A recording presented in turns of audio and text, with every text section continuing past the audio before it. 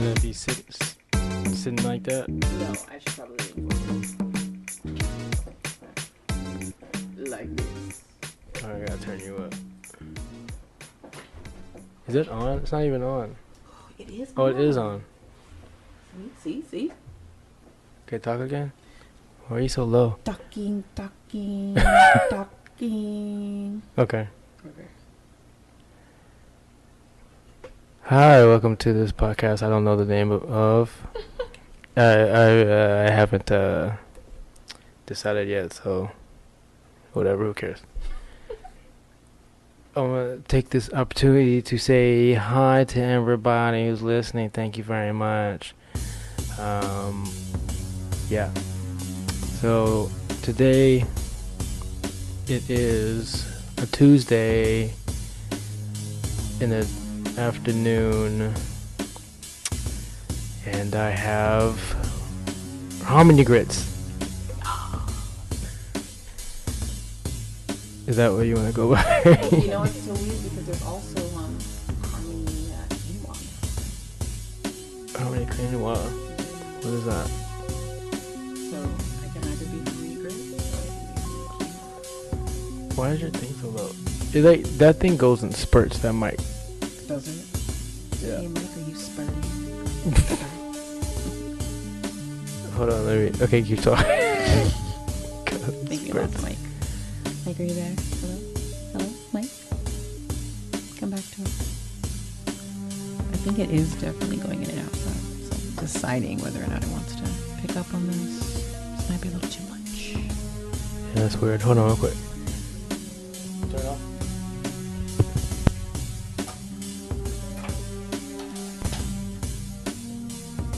Okay, turn it back on. Voila. That's way better. Yes. Okay. Okay, yeah, that's good. We're back. So Harmony, what's that was pretty loud. So Harmony, what's a life coach? What is a life coach? You know, I guess this is the most strangely answered question about being a life coach, because people want to know what it is, but I feel like everyone has a different definition. Every life coach I know has a different definition, although the root of it is supposed to be that we, the life coaches, are the light, like a flashlight, into your life, and in particular the dark parts, so that you can see the things that you want to change about it. And as such, when we operate as this light, we can show you where your pitfalls are, and where you need to step up and where you need to walk around, and just how to maneuver through your life that you seem to be either stuck and unable to get out of, or that you're feeling reserved about or frustration about. It all stems from you needing some assistance with an area of your life that you have tried your hardest to master and to fix, but for some reason you just don't seem to be getting the results that you want or that you should be able to achieve. And so most life coaches are going to help you find the answers within, which sounds really basic and yet somehow still very elusive, but that's sort of the idea, is to have people who are trained and qualified to ask the right questions, which is really key, and then to be able to show you what you mean when you say things, when you express things, to show you how you're behaving and to keep track of what you're saying and when you express the things that you're saying and how you say them and how often, to find the patterns in the way that you talk about yourself, the way that you live your life, the way that you behave, and so that you can really take a true examination of who you are. When you do that, then you can make better choices about pretty much everything. And life coaches often feel that they're helping you when you solve your own problem. When you're like, I don't know how I'm going to do this. And the life coach says, well, what are you going to do? Right? That seems like, well, how did they help? Well, if the person has answers, and from what are you going to do, the person says, I don't know, I'm thinking about doing this. Oh, okay. And what would happen if you did that? it causes a person have to keep answering questions until they uncover and reveal the true answer to what they originally, presented. And when they do that, they feel so great because they're like, oh, I figured it out. Not my life coach figured it out, but I figured it out. The life coach can celebrate with you. It's a really great feeling to make a shift in your life or turn a leaf. And the life coach is just there, to be your accountability partner, to be your confidant, to, offer encouragement. I go a little further. I tend to be a little more emotional. We try not to be too emotional. And in some cases, life coaches are not emotional at all, but I tend to be a little more emotional, and I like to console my clients when they need it. But, again, the idea is they get to a point where they are able to solve their own problems and answer their own questions and find clarity and resolution. And then they just begin to live the life that they talk about or that they've always wanted, or they begin to do the things that they've talked about or always wanted. And once a person gets to that level, then they rate their lives higher in those different areas. So if they started off with like, oh, my romantic life is a 3, and 2 years after working with their life coach, they marry the woman of their dreams, clearly it's a 10 now, yes, it was great that they had a life coach, but really it is them. They wanted the, change in their life. They wanted to find somebody amazing. They did the work to do that. And if you're lucky, they'll invite you to the wedding, So that's my long answer. Like I said, I don't think there's really one in particular that is a one size fits all, but, ultimately we are helping you find the answers within, helping you make the decisions that you need to make for your life to be better and to live your, best life, really. So go life coaches. And that's the podcast. I want to thank everybody for listening, and we'll hit you back next week. I do tend to cover all my bases. I'm always thinking in my mind, like, every corner of the question, so that you don't have to ask me to elaborate. Yes. It's a habit. Yeah. Usually you have to let the host do that so they can have a back and forth. No, it makes sense. It's just a coach thing to do. Because they teach, I think the classes teach you like normally I should have been like, oh, you so you do this, like what like interjecting. Mm-hmm. But I didn't want to do that. Well, and it's really hard when there's a person who has mastered the art of taking over the conversation. Like, there are certain people, it's really just hard to stop them. You're like, you can't really get in there. I've dated that. Oh no, I'm so sad. Yeah, she was. Never mind. Thank God she had a pretty face and a big booty. Yay! So how's this different than like a psychologist? So glad you asked. This is definitely not a question I get all the time. That's how I make the big buck. I'll go slow this time though. So. No, don't go slow. Oh, okay. You were fine. I was fine. All right. I know I'm fine, but Hey. But the simple answer is that we as life coaches are not mental health practitioners.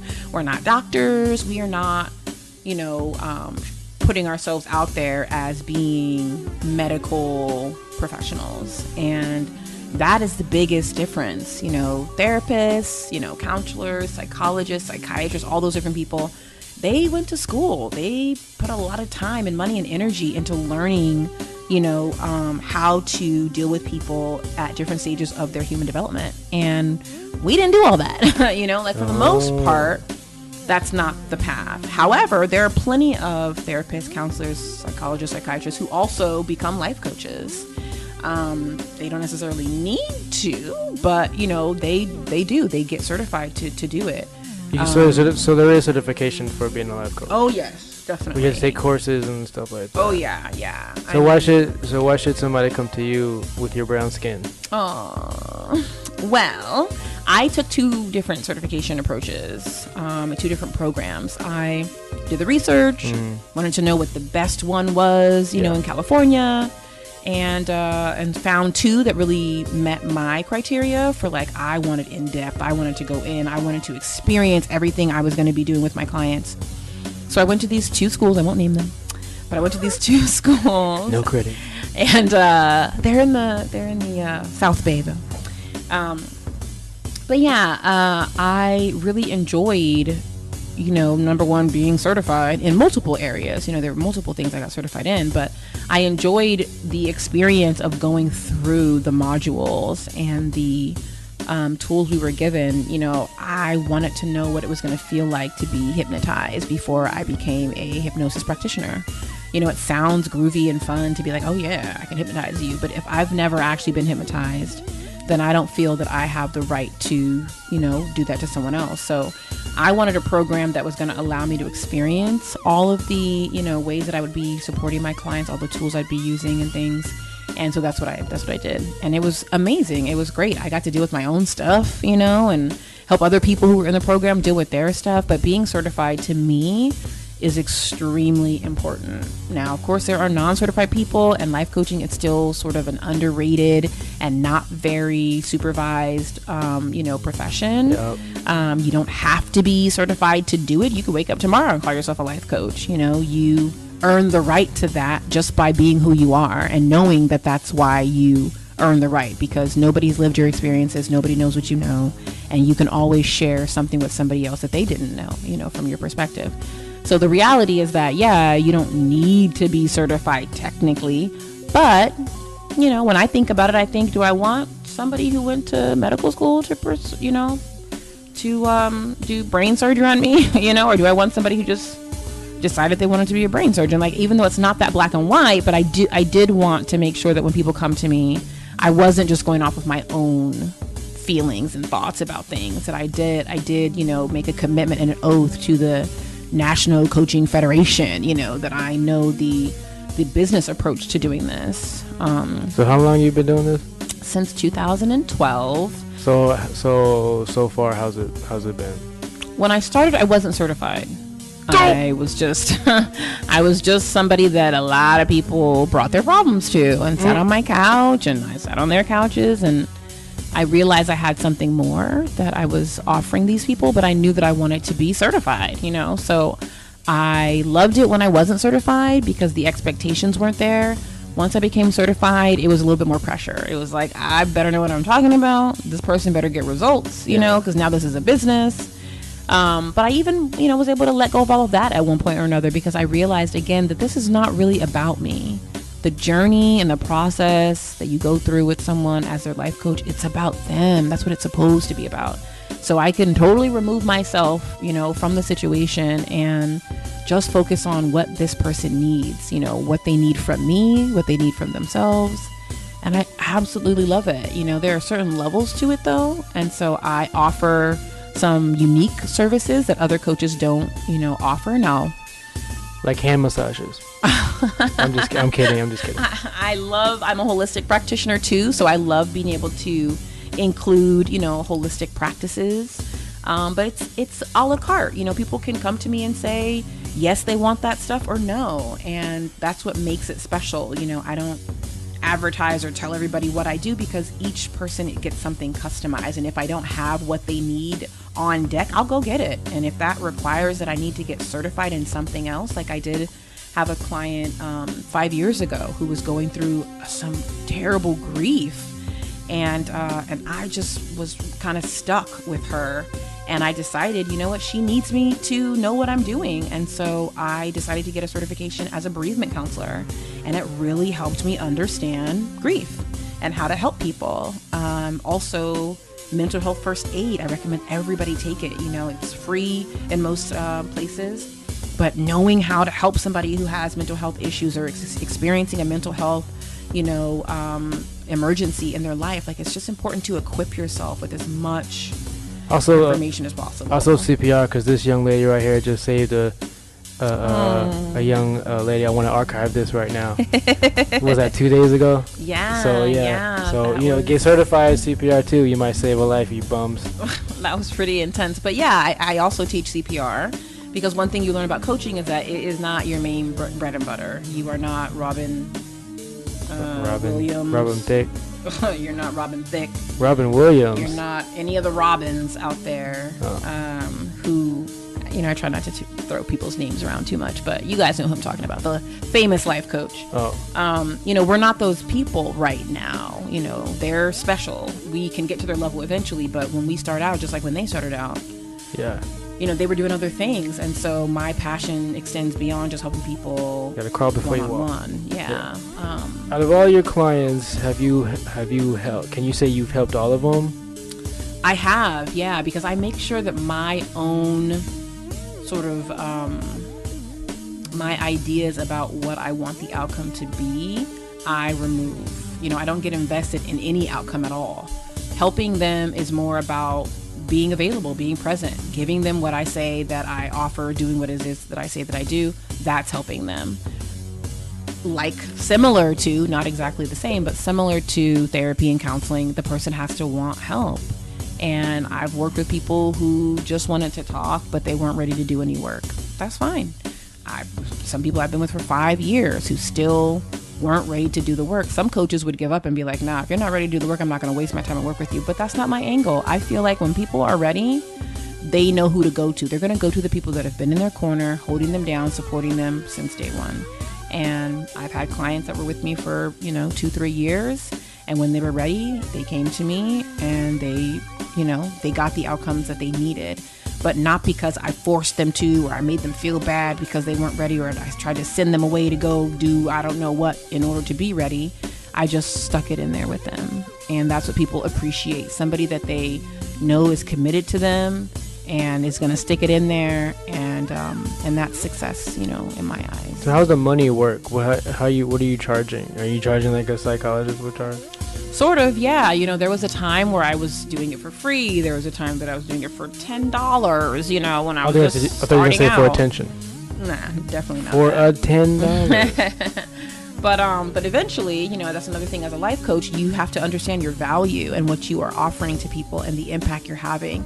In order to do that successfully, you got to make sure your stuff is taken care of. So everybody's numbers are going to be different. The numbers are just made up. The numbers just represent what that person needs in order to be able to do that kind of work and suffice their lifestyle so that they can be fully present and available to do the work. And when I, really decided on what that was for me and that's how I wanted to approach my pricing, because not everybody does.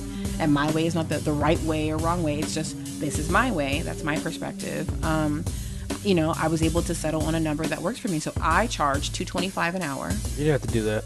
I do have to say that. You don't have to say that. I absolutely have to say that because there's some coach out there listening that is struggling with putting a price on it. It really is difficult because when you do heart-centered work like this, you really don't want to have to charge people. You really just want to do it to help people. That's a beautiful thing. Yeah. But at the end of the day, you can't help anybody if your bills are not paid, if you're stressing out about money, if you can't take breaks and go on vacations. No. It makes it a very difficult dance. Yeah. And so for me and for my life and what I need and all that stuff, I have a target amount of clients I need to maintain. I have a certain amount of money I need to make, but that's just like everybody else. So life coaches are not some, magic wizards that can work for free or give everybody discounts. Like, that's not real. However, it doesn't mean that we need to make it like so astronomical that people can't afford us. I mean, I remember meeting a coach who told me, I have a $10,000 package and I haven't worked with anybody yet, but I put my package on my website and I'm just waiting for the day that somebody will come across my website and read my information and look at my videos and they'll decide that I'm the one they want to work with, and then they'll call me, they'll pay the $10,000 and I'll be $10,000 richer, and I'll be able to use that as a way to continue to market and get more $10,000 clients. And I just thought like, wow. My Porsche. Right. I just thought like, wow, that's crazy. So in all the time that she's waiting for this $10,000 client to come along, what is she doing? Like she's not spending her time working in the field. Yeah. So I, that's my number. I'm proud of it. Some people that I have worked with tell me that they pay something similar to that, when they do work with therapists and things like that. And that's great. That's good for them. I'm sure that if they really could, their number would be higher. Don't you think like low income people have it worse mentally because they're in poverty, or they can't, or they live like check to check, and they're like struggling more with like life, like what can I do, how can I do this or that. I see them more depressed than anybody else, especially people who got money or middle class people. I don't know, what am I saying? I understand how you could come to that conclusion, because there was a time that I thought maybe that could be the case. But until you work with people, you don't recognize that they are so similar, and that really sometimes the difference between my problem and your problem, even though I might have more money than you, my problems cost more than your problems. Yeah, but I can't afford you though. And that's okay, because most coaches, because we are heart-centered and we understand everybody can't afford us, we have a sliding scale, we have a referral system of some kind. We don't necessarily have Groupons, but jokey joke. But we do work in ways to be able to help people who otherwise could not afford our services. Sure. And there are plenty of times where I do that because it's the right thing to do, number one, but I feel good about that. I know that certain clients of mine would not be able to afford my services, but I'm a sucker for a sad sob story, or a really a person in a really bad situation, or somebody that's just really having it hard. And so my gut reaction to that is, what, I'm good. I'm making the money that I need to make to take care of me and my family, so it does not hurt me to take on pro bono clients within a certain frame or structure. I know that I can take every 5 months I can take 5 pro bono clients. That means once a month I can work with somebody for 4 weeks for free, and it doesn't hurt me. Is there like a waiting list? Is there a waiting list you could I do have a waiting list, ironically, yeah. A pro bono waiting list. Yeah, ironically, I do have a waiting list, because there are people that have been following me for a while and have been saying, like, yeah, as soon as I get some money, I'm going to give it to you. But, again, if you are choosing between rent and doing a session with me, I want you to pay your rent. Pay your rent, baby. Yeah, please, you can please. So how do you deal with all this emotional shit? Like how cops have to deal with like seeing death all the time, and dealing with being yelled at and all this other stuff, seeing dead babies and blood all the time, and they have like their own like police shrinks and shit like that. You know what I'm saying? Like, yeah, absolutely. Do you have therapy at all? Do you go see somebody? Do you have somebody you can talk to be like, yo, this guy? Well, I know you're not supposed to be share specifics, but this guy came in and he couldn't stop putting his thumb up his butt. Right. It was really bad. I had to restrain him at one point and slap him in the face. Oh goodness, it was crazy. So extreme. Yeah. Yes, to answer your question. What am I saying? Yes. I have a therapist and I have a life coach. Oh, that's awesome. That's cool. Yeah. So you pay the same. You say the same amount. I pay my life coach more. Oh. Yeah, she's more, but I love her. Oh, okay. I was gonna say, bitch. Amazing. She's amazing. And my therapist, I see when I want to. So I'm not doing like some consistent like every week therapy. It's like if I'm dealing with something heavy, I know I can call her and make an appointment. Other than that, I'm really just working with my life coach.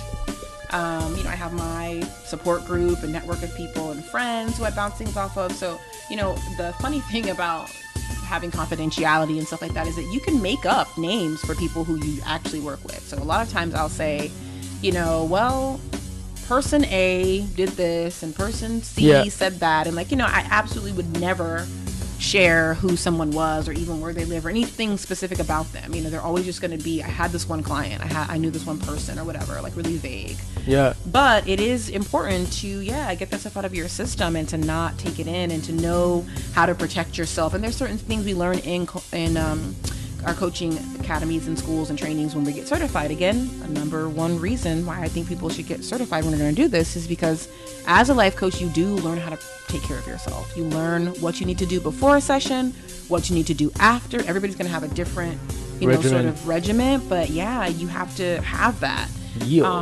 Because otherwise you are making yourself, susceptible to other people's pain, and that's not healthy. So let's get some advice here. Let's say there's a guy who broke up with his girlfriend a year ago, and he is still feeling it.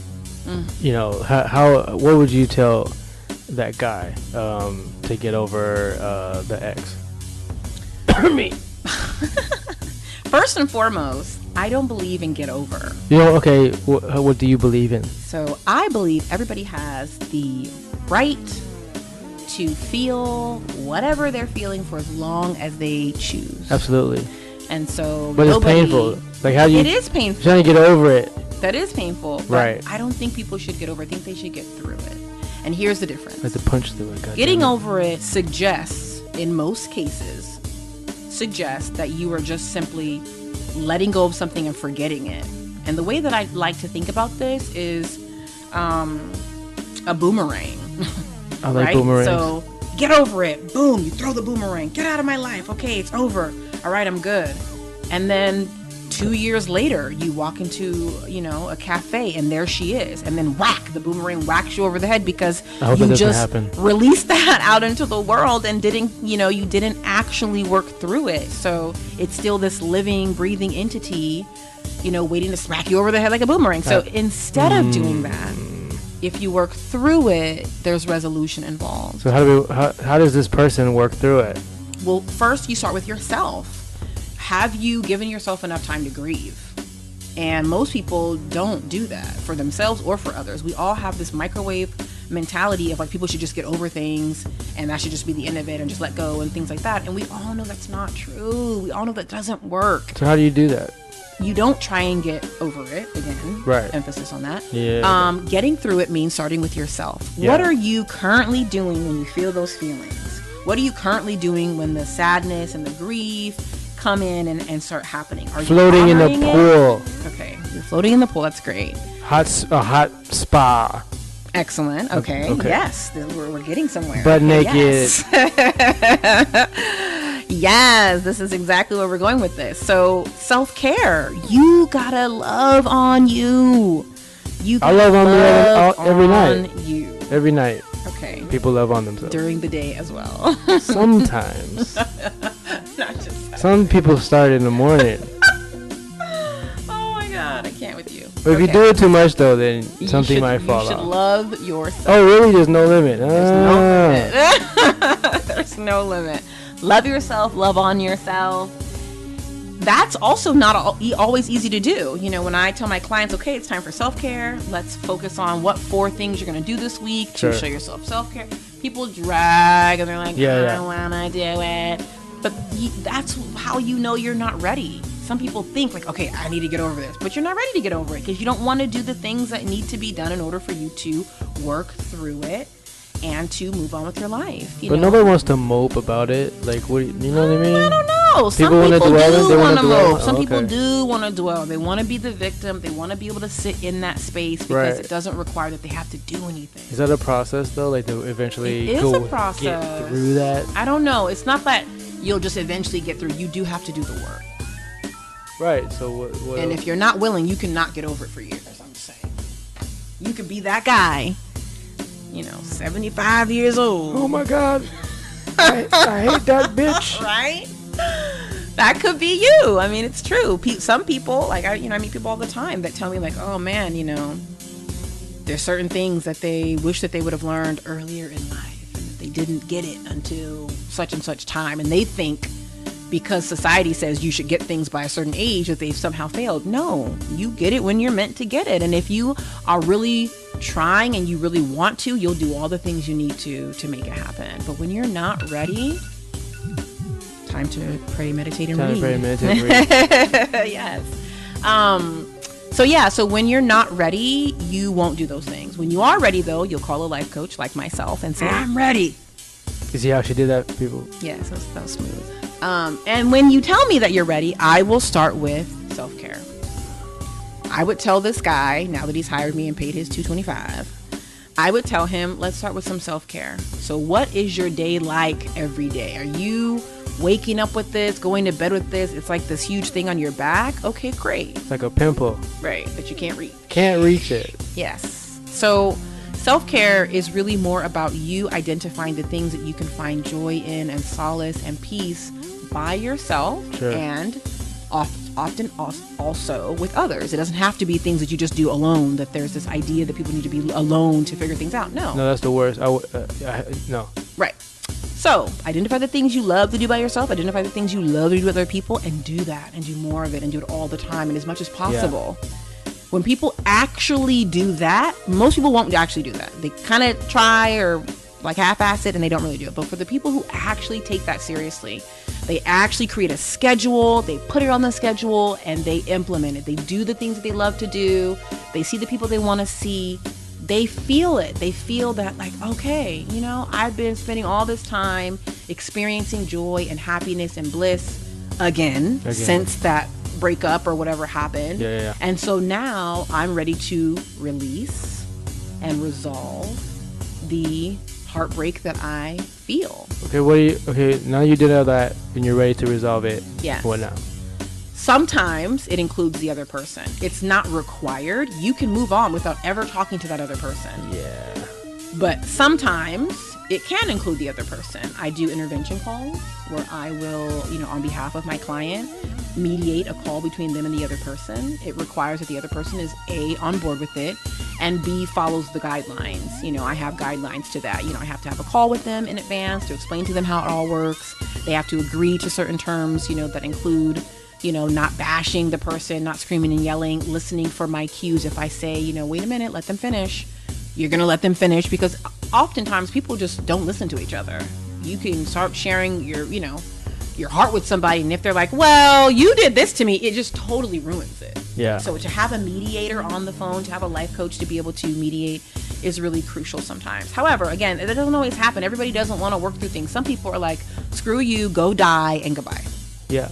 And in those cases, again, you can move on without ever speaking to that person again, because you did what you could to try and resolve it with them included. And if they rejected that, then you're done. Kind of, yeah. And that's it. And you need to talk about them anymore. But for your own self, the things that one thing in particular that I ask my clients to focus on is, can you put yourself in the other person's shoes? Absolutely. Let's do some, small shoes. Yeah, let's do some reflecting. Can you put yourself in that person's shoes, and can you understand from their perspective why they did what they did or said what they said that led to this heartbreak that you feel? If you can do that, then you can have this blissful level of inner empathy and compassion for them and for yourself. And forgiveness is at the root of that. You can forgive them for their offenses, and you can forgive yourself. What if you forgive and all that stuff? You just miss.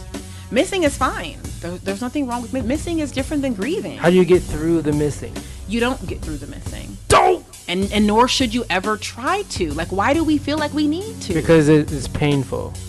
So we want to focus on the pain then. Let's focus on the pain. Because the missing should not be painful anymore. Stings like a bee. Being able to hold close to your heart the memories, the feelings, the thoughts, all that stuff. There's nothing wrong with that stuff. So you can keep it. It's just how you choose to keep it. You have to keep it in a way that's healthy for you. You have to keep it in a way that helps you move forward. What I often do is I tell people to imagine that person now that you have released all the guilt and anger and you've forgiven and we've gotten to this resolution period and now you've resolved the issue and now you've released that person back into the universe and wished them well and you want to do nothing but good things for them. Okay, great. Now you miss them. Well, think about if you were now back on good terms with that person and they also moved out of the country and don't have a phone, right? What would they want you to be doing? What positive things would they be saying to encourage you on a bad day? Yeah. What memories do you have of them where you guys did something and it made you feel really good? Sure. Capturing the feelings of those moments when you start to miss the person so that it works to your benefit. Sure. And then it's not so painful. It doesn't mean that the pain entirely will go away because there's a reason why we miss people. Missing somebody is a natural, normal human experience. Like, it means that they meant something to you. That's excellent. That's great. So let's not focus on trying to get rid of that. Let's just figure out a way to include that in our lives in a healthy way. And the best way to do that is by not expecting anything of yourself. If you find a moment where you're brought to tears and you just cry, let it out. If you find a moment where you're missing that person and you get aroused, work it through. Rub that out. That's okay. You know what I mean? Like, if you find a moment and there's still some anger there or some resentment or whatever it is, whatever comes up, that's a part of the healing process. And after going through, the healing is a never-ending process. So you'll keep healing and healing until you get to a point where you realize, wow, I missed that person and it doesn't hurt at all. And I also don't need to do anything about it. I can just miss them and that's fine. And then I can eat my pizza or go out with my friends or do the things that I've been doing because I've been practicing self-care and living my life and moving on. And if you really want to honor the good times with that person, again, try to imagine that you're on good terms with them, that they love you back, but that they had to move to Sri Lanka to live in, a missionary castle in the middle of the desert and there's no reception. Okay. What would that person be saying to you if they were here with you, knowing that you were missing them? What things can you go do to honor that? And, you know, I mean, at some point you will be able to replace, without trying, the missing of that person with the doing of those things with other people. And that will naturally happen organically, and you won't have to have forced it or made it happen. You'll suddenly replace all of the missing with really enjoying the experiences that are new, that you begin to have with new people, whether it's friends or romance. And just like all of our other relationships in general, you are thinking about that person now, but in time and with time, it'll be somebody else. And you have to set yourself up now to be able to prepare yourself for when I meet the love of my life, because you also have to accept that if this person is not meant to be, then they were not the one. And that's okay too. But once you meet this, you know, person that you've been wanting to meet and that's the love of your life, you want to make sure that you have worked through all of this so that it doesn't become baggage that you're bringing into a It doesn't interfere, yeah. Yeah. Yeah. And that's our show, folks. Thanks for listening. Check, please. Seriously. So, Harmony, what do you do to decompress? Oh my gosh, I have quite a process that I love so much. It begins with a bath.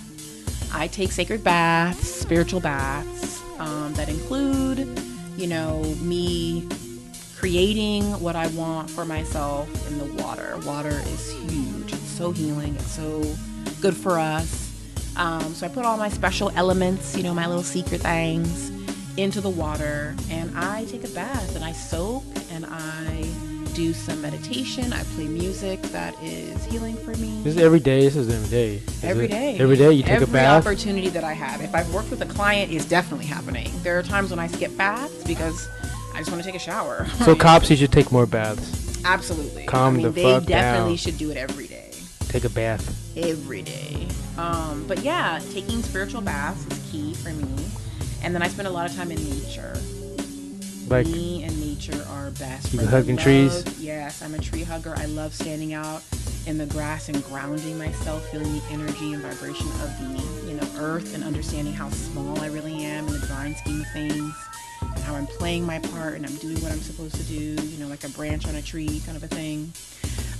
So I make sure that those things are things I can do without needing a whole lot of intervention. I don't need people to be there to do it. I don't need things. I can just go outside. But then there's a side of it that I do that does include other people. You know, I spend quality time with my family and my friends. I love to read and meditate and to sleep. So I make sure I do those things. But yeah, in terms of like right after I work with a client, you know, I have some Palo Santo that I burn, you know, I sage my space to clear all the energy. I have a spray that I use, you know, some aromatherapy to just clear the space and to make it neutral again, and to reset myself energetically. I think, again, that's the difference between myself and a lot of other coaches. If they're not holistic, you know, they're not thinking about it from that perspective. So I really enjoy that. What's the diet? What are we eating? I'm vegan, yo. Yo, 100% son. all day, every day. Nah, I mean, vegan till I die. Where's Bron, cat? And then even after I die, I hope that somebody, you know, uses my ashes to put me in the earth, and then I come back as like an avocado. I'm gonna put it in my cocoa. I'm gonna drink some Harmony. I don't want you to drink me though. No. Okay, fine. Yeah. That was great. But definitely want to be cremated and put in the earth so I can come back as an avocado. I just love avocados, man. So yeah, anyway, back to the question though. That was slightly morbid. Yeah, vegan. I do lots of like, you know, breaks from foods and intermittent fasting. I love my raw foods. You know, I try to be very balanced and enjoy the food. Like Absolutely. right now I'm on vacation, so I'm eating all the things, you know, just all of the things. Today I went to Donut Friend. Oh, she plugged somebody. Hey, Donut Friend. So, yeah, their donuts are orgasmic. Oh, okay. Like, I had the most delicious donut with a scoop of my favorite ice cream, which is a mint chip. And I'm not even ready to finish eating it. Like, I want to keep looking at it like it's a baby. I want to just marvel at it. It was so good. I'm just saying. So. And where is this place located? Downtown? It's downtown LA, y'all. There was also another one. It's in Highland Park, it said. But what? I was downtown at the time. But yeah, hello. I was like asking about places and nobody knew, and I was like right here. So I don't want to know where it is. Right. We won't tell you. But parentheses though, I will eat these 2 that she bought me. So. Yay! They're maple. Yeah, they're maple. Now we know original maple and ring donut. Yes. We're learning donut vernacular. I feel so special. She asked me what ring or original. Original. And I'm like, isn't the ring the original? We would think so. I had to Google that. Yes. And then it showed me it was the donut that they say is the ring. And the original. Oh, the original is like crepe or crepe. I don't know what I'm talking about. Okay. Forget it. We were going somewhere with that. It's the one that looks like a spider. Oh, okay. Like a fat spider with 4 legs instead of 6. No one's gonna get that. Okay, that's fine. It's okay. It was close. Whatever. It's 2 now. So yes, I'm eating all the things, including the spider donut that nobody's gonna get. Yeah.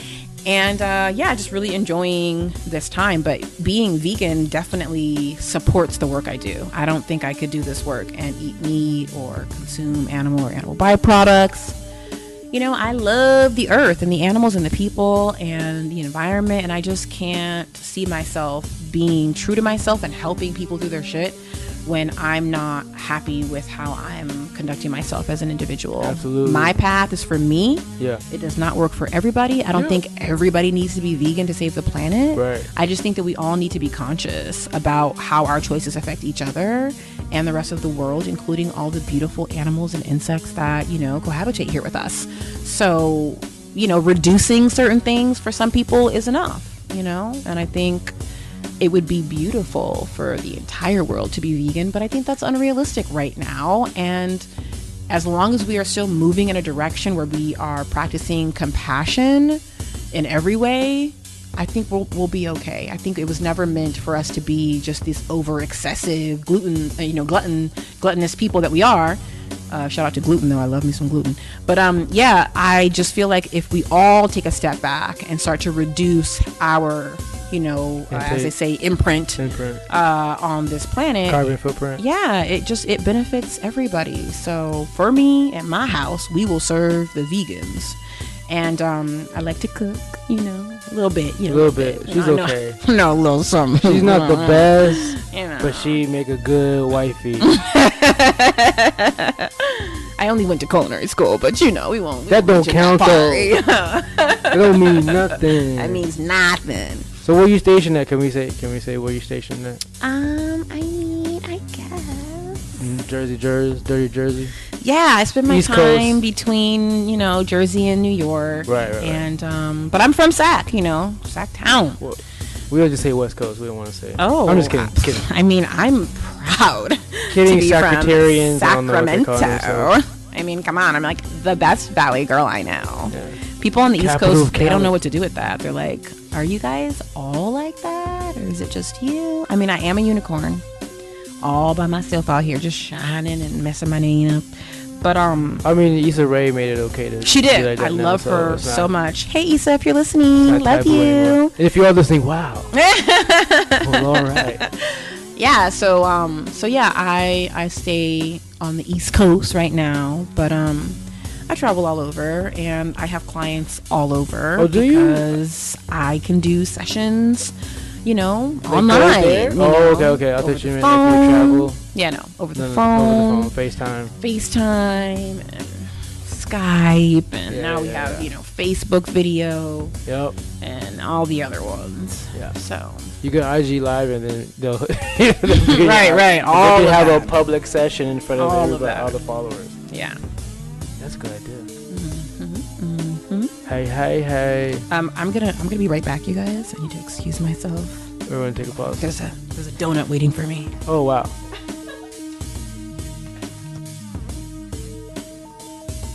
And we're back, y'all. She was just playing. She had to go take a boo boo. Just kidding. I'm kidding. I'm kidding. It's all my business. We back, y'all. So what are we listening to right now? Oh man, don't ask me that. I just did. Yikes. Well, the good thing is I have this DJ friend who has this like bomb account on Spotify. Here we go. So, you know, when I need to play some good music, not just like regular music, but like good music, I go to his playlist and just hit that shuffle button. What's the playlist called? Oh my God, don't ask me that. On Spotify? Even though he told me it, I didn't even try pronouncing it. I just like copied it out of the text and like put it into the Spotify. It's called like Insole Nights. Was it? Yeah. Is that the one? ENSOLENITES. Okay, yes, that one. Yeah, that one.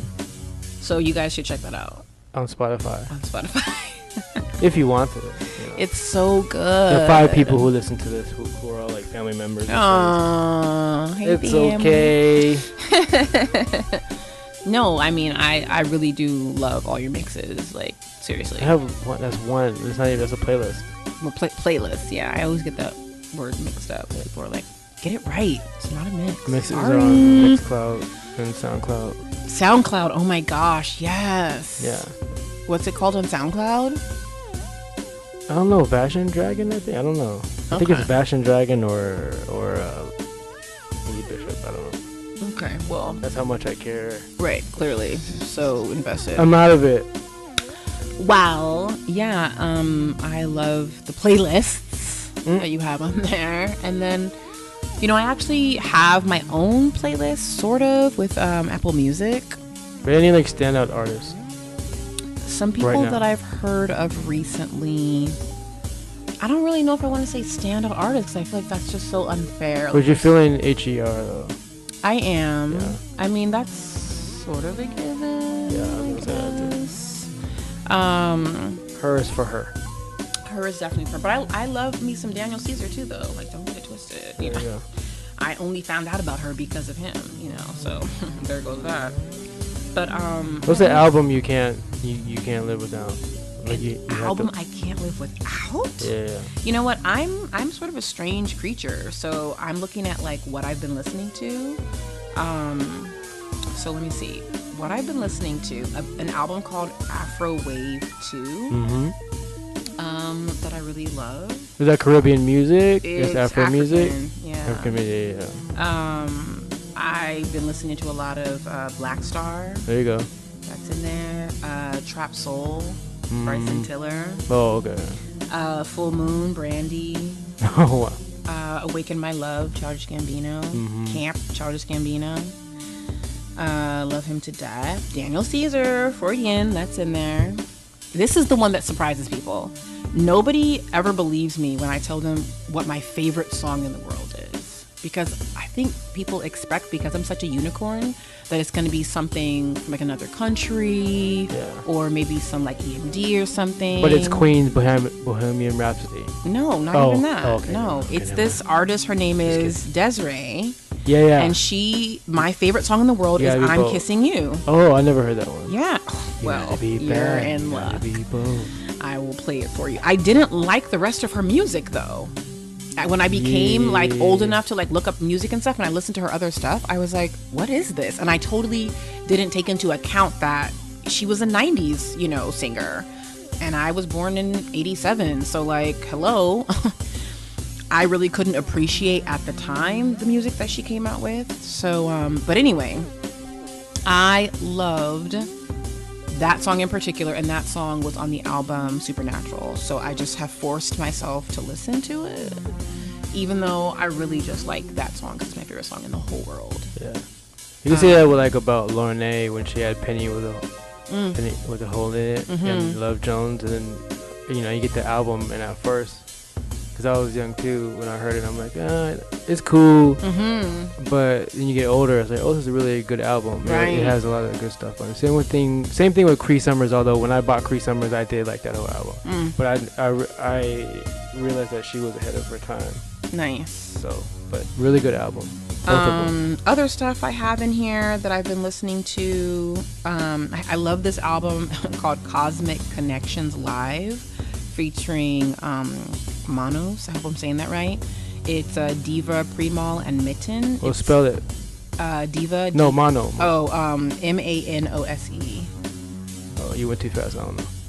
MANOSE. I don't know if it's Manos. Manos. If it's more Latin, Manos. But anyway, so yeah, I love Namyo Horenge Kyo. They do a beautiful rendition of it on this album, along with a bunch of others. So, you know, that's my Buddha side. I've been listening to some Disclosure. There you go. I really like LA, his Aura 2 album. Wait, who? LA. His name is LA. But it's spelled ELHAE. Okay, there you go. Yeah, his name is LA. This new artist that a friend of mine told me about, Eric Kane. He has an album. I don't know if I should call it an album, but yeah, an album called Ready or Not. Okay. His music really, to me, helps me connect with my younger clients because I know what they're going through, especially the ones that are addicted to marijuana. I understand why that's their life because of the stuff they've been through. And he is such a great storyteller in terms of like speaking about his life. I just really love him right now. What else? Blonde, because how could that ever get old? Frank Ocean is like my secret baby daddy. I also really love Gallant. He's dope. Yeah, I like his him. Ology album and Zebra album. I got her in here. You already knew that was coming. A local artist out of Sacramento, The Rise of Hobo Johnson. This artist called Hobo Johnson. Shout out to Hobo. I love that album, and I loved the fact that somebody in New York was like talking about him, and I was like, oh my god, I know him. Like, I don't actually know him, but yeah, I like the fact that it was somebody from my hometown. Ego Death is always in rotation. The internet love them to death. The new Jaden album, Ears, love it. Jules, he's another African artist. Leap of Faith. What's the name? Jules. Oh, Jules. Juls. Yeah, Jules. J-U-L. Got a little Life of Pablo in there. Got a little Keisha Cole, The Way It Is album in there. The Little Dragon is in there. Luke James. Mac Ayres. I just learned about Mac Ayres. Sorry. I was in a coffee shop. I did the whole like Soundhound. I have Soundhound still. Soundhound. Shout out Soundhound. I did that, and I was like, where has this guy been? Like, he never came across, you know, my ears. So been loving him. I really love Michael Montano. He's a Caribbean artist, and he has a song called Mr. Fit. I like to work out to it. It's like really like gets you pumping. That's awesome. Shall I keep going? Yeah, go ahead. I got some Meek Mill in here, you know. Melanie Fiona, Michelle DiCello, Musique, of course. Musique. Oh, Musique. Yeah, I got Fonte in here. Take a look. Yes, that's the album that's in here. Popcorn, he's another he's a Jamaican artist. Some Sam Smith. Serpent with Feet. Shout out Serpent with Feet. This artist blew my mind 2 years ago. I went to Afro Punk Fest for my birthday, and he was performing there. OMG. He has a song called Blisters. It changed my life, you guys. Sounds gross. You should put it in your earphones and lay either on a bed full of feathers or out on the grass when it's raining and thundering, and it's like so beautiful. Anyway, Shamik Moore, he has a few songs, so I like them. The actor? Yeah. You didn't know he was an artist too? Mm-mm. He sure is. He has a song called Ride the Beat that I really like. It's a single anyway. Ride the beat. Is he rapping? Oh, he's singing? Yeah, he's a singer. Okay. Right, I'm gonna leave it there. Some Shirley Horn, cause you know, Shirley girl. The song Here's to Life. My dad passed. Sorry, sad stuff. 2 years ago, May, and that song got me through. Here's to Life. Dope. Yeah. Sigma, because I got nobody to love. There was another alarm for me to meditate, you guys. I'm telling you, it's serious. I'm gonna do it as soon as we're done with this. What else do I have in here? I have some Solange in here. The Spinners. Wow. I know. I have Stephen Halpern. he has these chakra suite albums that are just really beautiful for meditation. One of them is called Crystal Bowl Healing 2.0. I love that album so much. It just gets me in the mode for meditation. And like, if I'm going through something or something really horrible happens or I'm really upset, I can put that in my ears and like I suddenly have this like tranquil look on my face because I'm grounded and all is right with the world. Okay. It's important. Everybody should have a song like that. Yeah. What else do I have in here? Oh my God. So, because I love kids and I work with kids all the time, I have this album, Baby Shark. Super simple songs. So anytime I'm around kids, I know what to play. I'm like, I got you guys. So what's next? What's the next chapter for you after that? You know, people want to hear me talk, even though I prefer to listen. But I realize that something that's really golden about people who are good listeners is that they have a lot of good stuff to say. Because we listen so well, when we finally do have something to say, I feel like people often find little golden nuggets in the wisdom that we share. So I am finally ready. It took a little help from a friend, you know, that I know that's on this podcast with me right now, to really encourage me, you know, to like really go to this next level that I'm describing, which is, you know, really me facing the music and realizing that, you know, people benefit from me in quiet sessions, in group sessions, but that I can reach more people if I have a platform. And that platform happens to be social media, as much as I've been resisting it, but it, you know, it works. And if that becomes another medium for me to help people, so be it. So I'm going to start doing like little videos on my Instagram and, you know, doing some YouTube videos that I can upload and just sharing my perspective on different things, you know, including the fact that I, you know, had to do CPR on this 3-year-old girl on my mega bus ride, you know, to LA. Wow. Can you imagine if she wasn't there? Right. And the other people didn't know. I'm like, how does a bus of like 60 people, I'm the only person, but, you know, I was happy to be there. If I'm somebody's, you know, guardian angel for the day, sure, I'm down.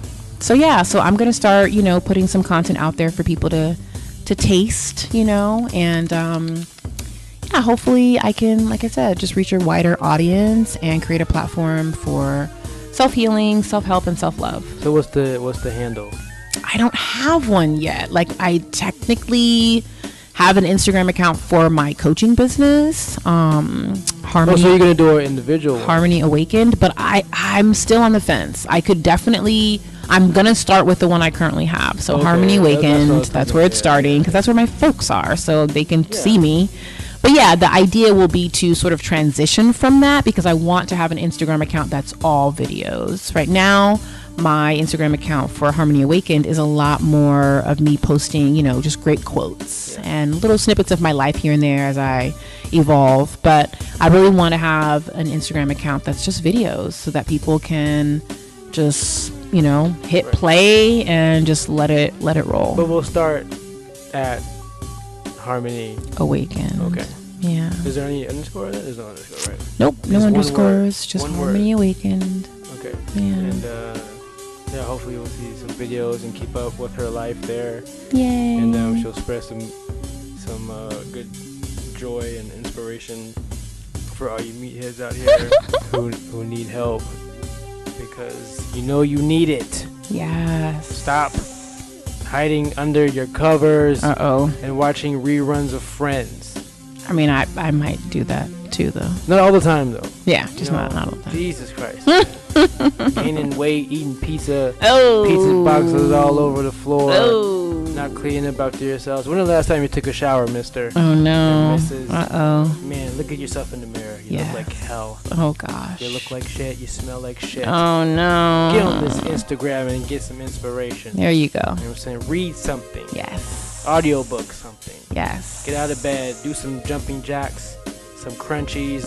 Go outside. Smell the air. Yes. Who cares if you live in the sewer? Oh, my goodness. Who cares if you live in the jungle?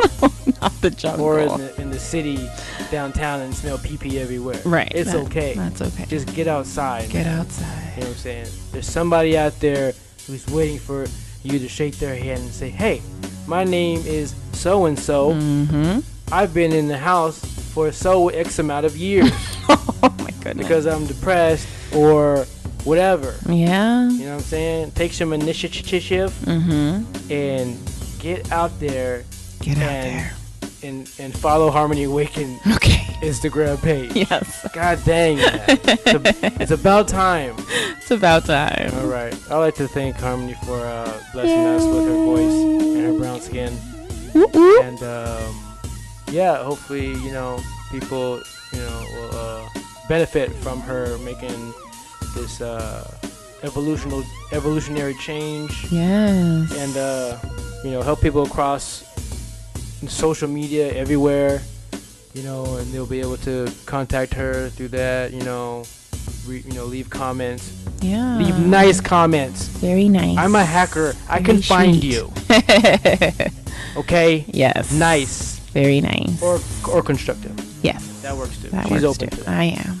All right. Any last words? No, I'm complete. So dua netter, Anke ma'at, shimmy matap. Yeah, shimmy shimmy ya ya and all that ODB. Rest in peace. And thanks for listening. I'll catch you later. Bye. Smell ya. Amazing